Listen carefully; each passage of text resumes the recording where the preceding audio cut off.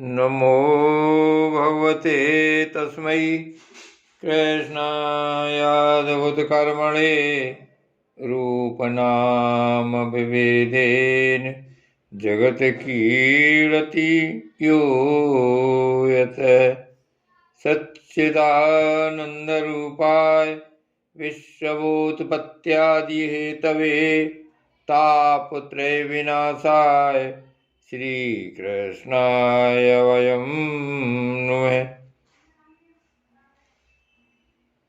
श्रीमद्भागवत महात्म अध्याय 3 भक्ति के कष्ट की निवृत्ति।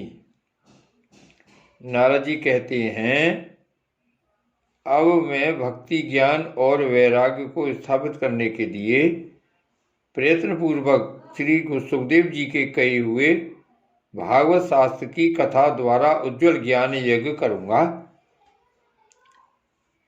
यह यज्ञ मुझे कहाँ करना चाहिए? अब इसके लिए कोई स्थान बता दीजिए। आप लोग वेद के पारगामी हैं, इसलिए मुझे इस सुख शास्त्र की महिमा सुनाइए। यह भी बताइए कि श्रीमद् भागवती कथा कितने दिनों में सुनानी चाहिए और उसके सुनने की विधि क्या है? सनकादि बोले, नारद जी, आप बड़े विनीत और विवेकी हैं। सुनिए, हम आपको ये सब बातें बताते हैं। हरिद्वार के पास आनंद नाम का एक घाट है। वहाँ अनेकों ऋषि रहते हैं तथा देवता और सिद्ध लोग भी उसका सेवन करते रहते हैं। भांत भांत के वृक्ष और लताओं के कारण वह बड़ा सघन है और वहाँ बड़ी कोमल नवीन बालू बिछी हुई है। वह घाट बड़ा ही सुरम्य और एकांत प्रदेश में है। वहाँ हर समय सुनहरे कमलों की सुगंध आया करती है। उसके आसपास रहने वाले सिंह, हाथी आदि परस्पर विरोधी जीवों के चित्त में भी बैरभाव नहीं है। वहाँ आप बिना किसी विशेष प्रयत्न के ही ज्ञान यज्ञ आरंभ कर दीजिए। उस स्थान पर कथा में अपूर्व रस का उदय होगा। भक्ति भी अपनी आँखों के ही सामने निर्बल और जरा जीर्ण अवस्था में पड़े हुए ज्ञान और वैराग्य को साथ लेकर वहाँ आ जाएगी, क्योंकि जहाँ भी श्रीमद्भागवती कथा होती है वहाँ ये भक्ति आदि अपने आप पहुँच जाते हैं। वहाँ कानों में कथा के शब्द पढ़ने से ये तीनों तरण हो जाएंगे। सूत जी कहते हैं, इस प्रकार कहकर नारद जी के साथ सनकादि भी श्रीमद् भागवत कथामृत का पान करने के लिए वहाँ से तुरंत गंगा तट पर चले आए। जिस समय वे तट पर पहुँचे, भूलोक, देवलोक और ब्रह्मलोक सभी जगह इस कथा का हल्ला हो गया।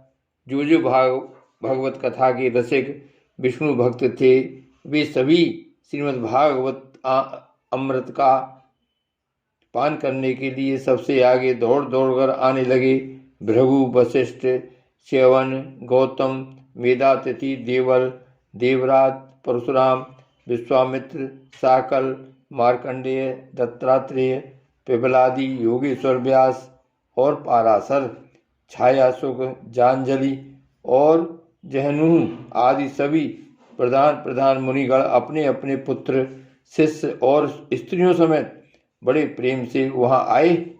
इनके सिवा वेद, वेदांत, उपनिषद, मंत्र तंत्र, सहस्त्र मंत्र तंत्र, 17 पुराण और 6 शास्त्र भी मूर्तिमान होकर वहाँ उपस्थित हुए। गंगा आदि नदियाँ, पुष्कर आदि सरोवर, कुरुक्षेत्र आदि समस्त क्षेत्र, सारी दिशाएं, दंडक आदि वन, हिमालय आदि पर्वत तथा देव, गंधर्व और दानव आदि सभी कथा सुनने चले आए। जो लोग अपने गौरव के कारण नहीं आए, महर्षि भृगु उन्हें समझा बुझाकर ले आए। तब कथा सुनाने के लिए दीक्षित होकर श्री कृष्ण पारायण सनकादि नारद जी के दिए हुए श्रेष्ठ आसन पर विराजमान हुए। उस समय सभी श्रोताओं ने उनकी वंदना की। श्रोताओं में वैष्णव, विरक्त, सन्यासी और ब्रह्मचारी लोग आगे बैठे और उन सबके आगे नारद जी विराजमान हुए।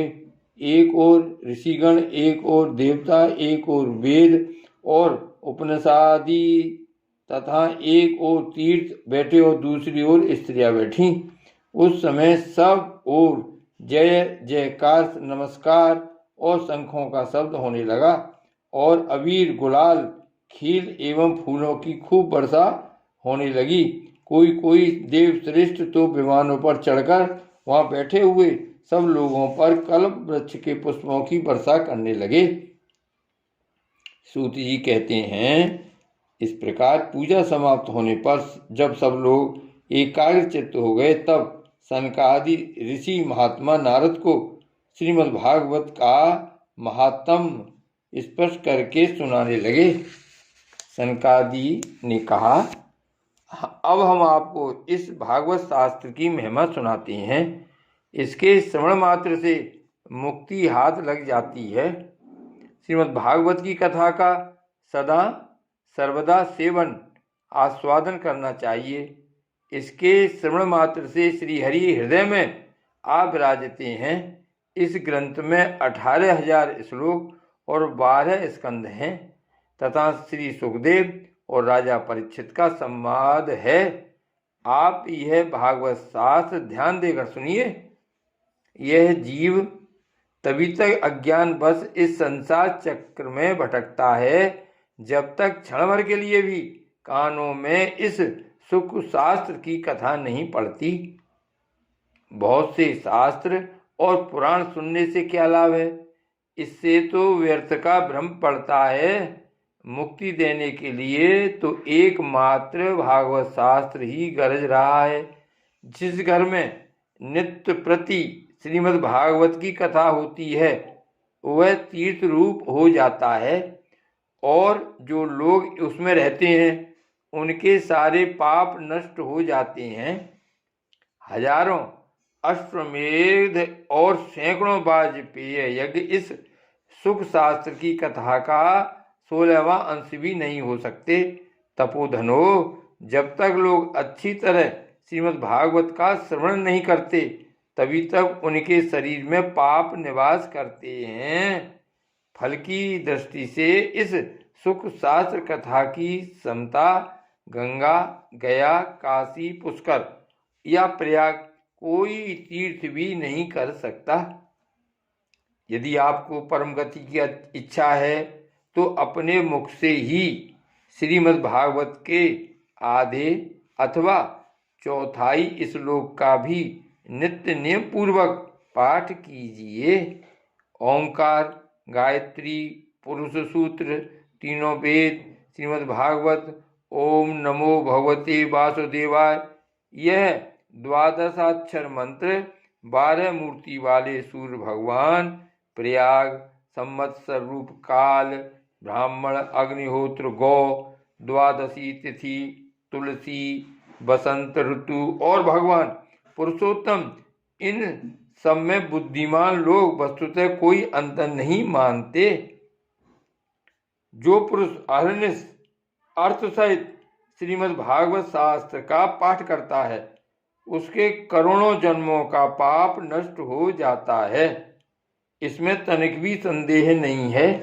जो पुरुष नित्य प्रति भागवत का आधा या चौथाई श्लोक भी पढ़ता है उसे राजसूय और अश्वमेध यज्ञों का फल मिलता है।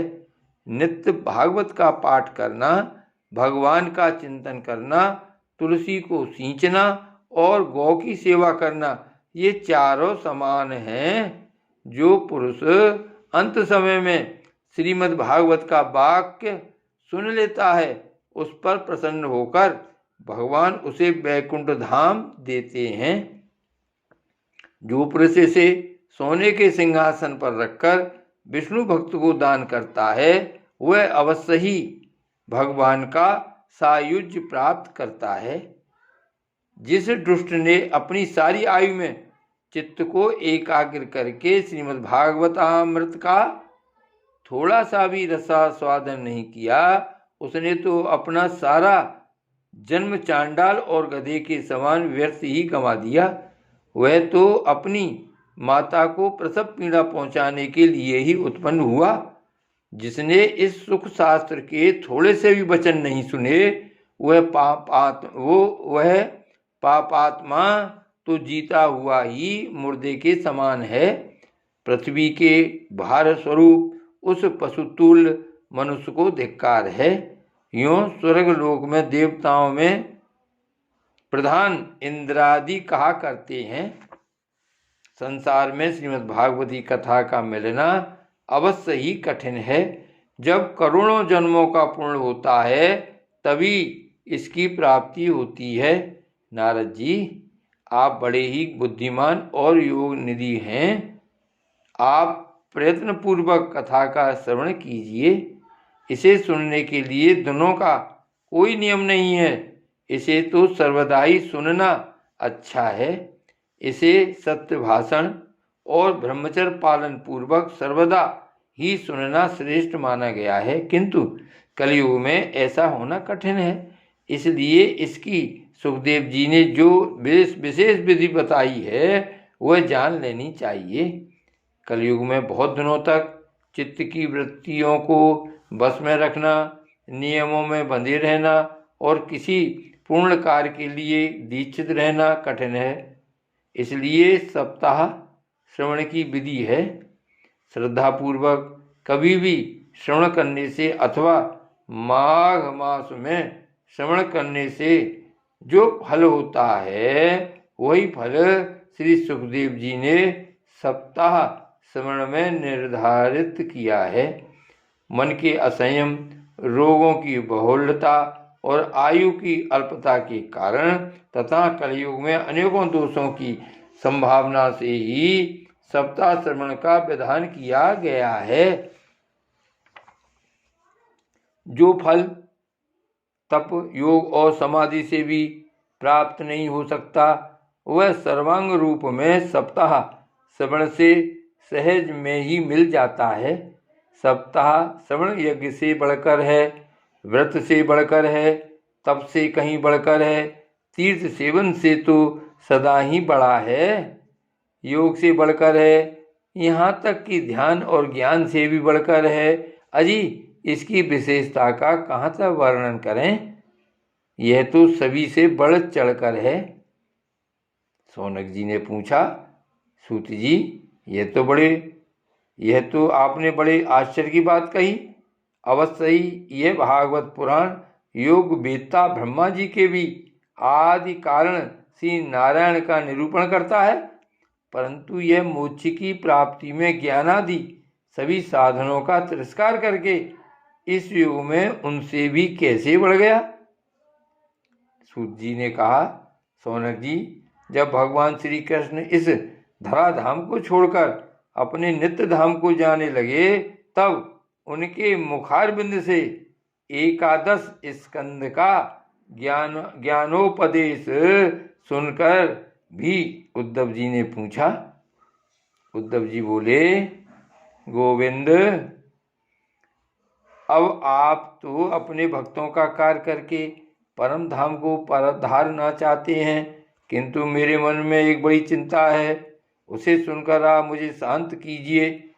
अब घोर काल आया ही समझिए, इसलिए संसार में फिर अनेकों दुष्ट प्रकट हो जाएंगे।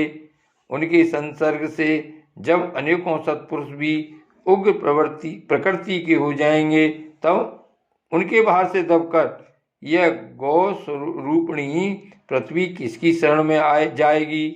कमल नयन, मुझे तो आपको छोड़कर इसकी रक्षा करने वाला कोई दूसरा नहीं दिखाई देता। इसलिए भक्त वत्सल, आप साधुओं पर कृपा करके यहाँ से मत जाइए। भगवान, आपने निराकार और चिन्ह मात्र होकर भी भक्तों के लिए ही तो यह सगुण रूप धारण किया है, फिर भला आपका वियोग होने पर वे भक्तजन पृथ्वी पर कैसे रह सकेंगे। निर्गुणोपासना में तो बड़ा कष्ट है, इसलिए कुछ और विचार कीजिए। प्रभास क्षेत्र में उद्धव जी के ये वचन सुनकर भगवान सोचने लगे कि भक्तों के अवलंब के लिए मुझे क्या व्यवस्था करनी चाहिए? सौनक जी, तब भगवान ने अपनी सारी शक्ति भागवत में रख दी। वे अंतर्ध्यान होकर इस भागवत समुद्र में प्रवेश कर गए। इसलिए ये भगवान की साक्षात शब्दमयी मूर्ति है। इसके सेवन, श्रवण, पाठ अथवा दर्शन से ही मनुष्य के सारे पाप नष्ट हो जाते हैं। इसी से इसका सप्ताह श्रवण सबसे बढ़कर माना गया है और कलयुग में तो अन्य सब साधनों को छोड़कर यही प्रधान धर्म बताया गया है। कलिकाल में यही ऐसा धर्म है जो दुख, दरिद्रता, दुर्भाग्य और पापों की सफाई कर देता है तथा काम क्रोध आदि शत्रुओं पर विजय दिलाता है। अन्यथा भगवान की इस माया से पीछा छुड़ाना देवताओं के लिए भी कठिन है। मनुष्य तो इसे छोड़ ही कैसे सकते हैं। अतः इससे छूटने के लिए भी सप्ताह श्रवण का विधान किया गया है।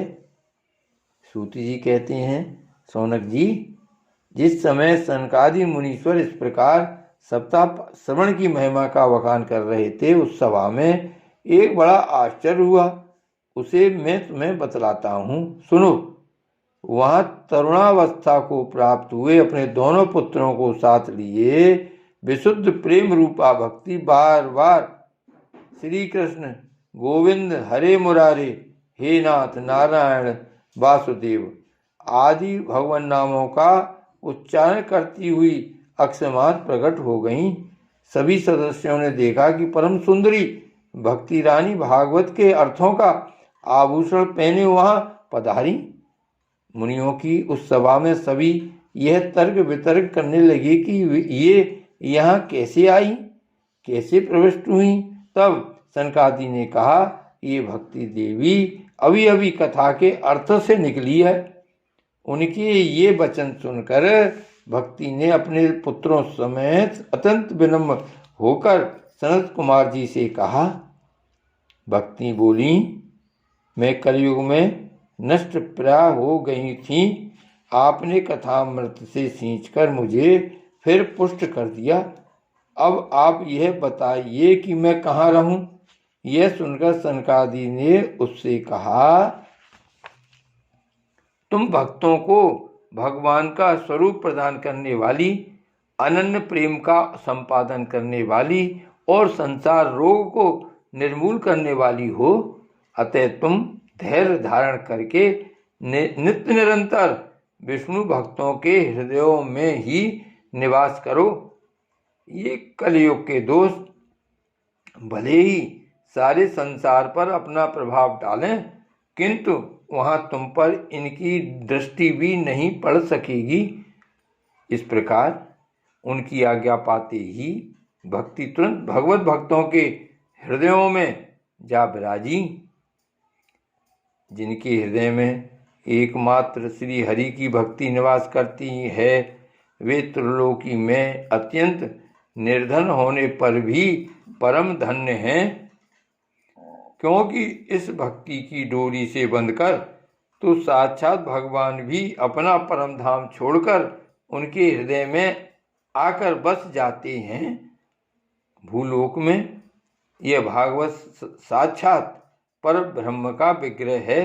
हम इसकी महिमा कहाँ तक वर्णन करें। इसका आश्रय लेकर इसे सुनाने से तो सुनने और सुनाने वाले दोनों को ही भगवान श्री कृष्ण की समता प्राप्त हो जाती है। अतः इसे छोड़कर अन्य धर्मों से क्या प्रयोजन है। श्री भागवत भगवान की जय। श्री भक्ति देवी की जय। श्री गोकुलनाथ की जय। जय जय श्री गोकुलेश, जय जय श्री गोकुलेश।